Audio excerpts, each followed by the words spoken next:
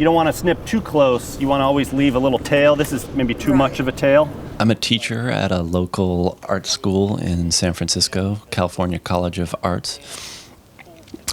I'm actually in the ceramics department. I was trained in the ceramics world. I've veered from the ceramics world, and most people think of me as a fibers artist or a social artist. There's all sorts of strange words for what people say to me. I try to ignore them when they're talking to me. But it's my day job. I've been there maybe 4 years in this kind of teaching world in San Francisco, and I enjoy it. It's a lot of fun. It keeps you alive to be a teacher. This direction. Yeah, but I mean the one down there, how did you get that on there? That's the thing I was wondering So about. then this one... How did you get that thread onto that needle? There's several names for this wonderful project that I'm in the middle of. It started off as Reap What You Sow, and when it was Reap What You Sow, I wandered through the city with this ice cream cart that you're going to see. It looks like an ice cream cart. I built it myself. Has an umbrella, has a neon sign that blinks the word sow, old treadle sewing machine in the cart, and I would just push it around different neighborhoods and mend people's holes. Okay, in other words, the bottom thread is not in that hole there. No. Oh, that's what There's I was only, wondering how it did right, that. there's At some point, I wandered into this one neighborhood called the Tenderloin, this really tough part of San Francisco, and I realized that the interactions in the Tenderloin were the most interesting. People were the most willing to kind of stop and talk to you there. And sounds good. I was curious how many pants do you think we've mended over the years? I've got about 6 of these black Levi's, if I can say that, and more at least once for everyone. One for everyone. And I think this one is one, 2, 3, 4, 5, and now this pair of pants is 1, 2, 3, 4. 4 on this pair, so 4 repairs and 5 repairs. in some cases, they're stopping and talking to you because they've had a tough life, and you know they would love someone to listen to, and from my perspective, it's inspiring to be in that spot where you meet someone that you never would meet, and we're both sharing things about our lives, and kind of meeting those strangers is a really interesting part of what I find special about being alive.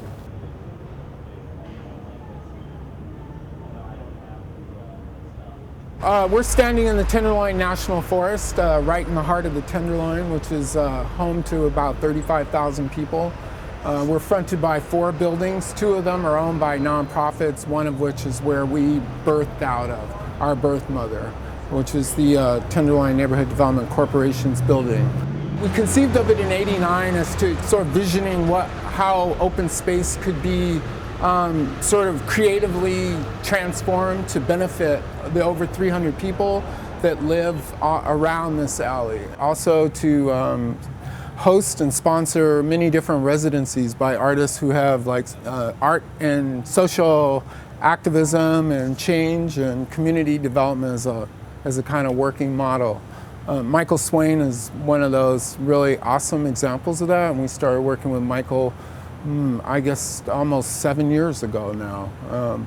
And in the last, I think it's been almost 5 years now, he's been doing this residency here, Sewing for the People, which he does every month, the 15th of every month, and the neighborhood has really sort of come together around that, and it's really, in my mind, echoes what this project is really all about. It's ways in which people living in a neighborhood, a dense, sort of challenged neighborhood, can come together and be creative, whether it be through forestation, as you see here, or with the Mending sewing project that Michael Swaine conducts every month.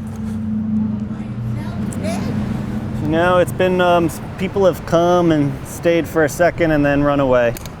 We live in this new world where everything is thrown away, and there's still a few people. Lots of those people are from a different generation that still mend things, and that's really my interest, is to kind of think about what's mended and what's not mended, and why are we mending things and why are we throwing things away. And I had this idea of what I wanted to do when I came to England, and it all started years ago when I saw this movie called The Salesman. It's about these Bible salesmen going door to door.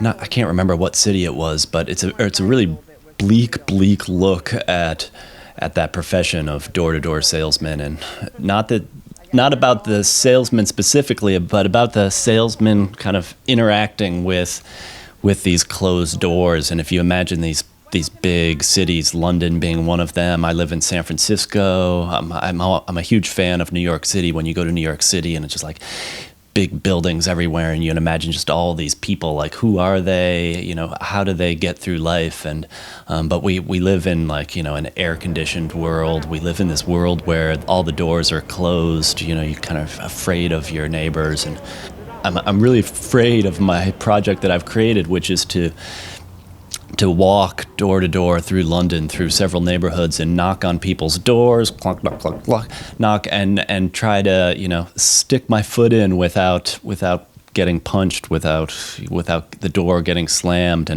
And what I want to do is I would love to, you know, at some point turn this into a small book, just photos of mended socks, you know, with maybe a little description. You know, North London sock mended by Lily, age 62. But I'm here on the 15th every month. Oh, the 15th. Yeah. Today's the 15th? Today's the 15th. All right, what's your name? Michael. Michael. Yeah. Forget mine. The Countess. You gonna forget. He goes, I don't know.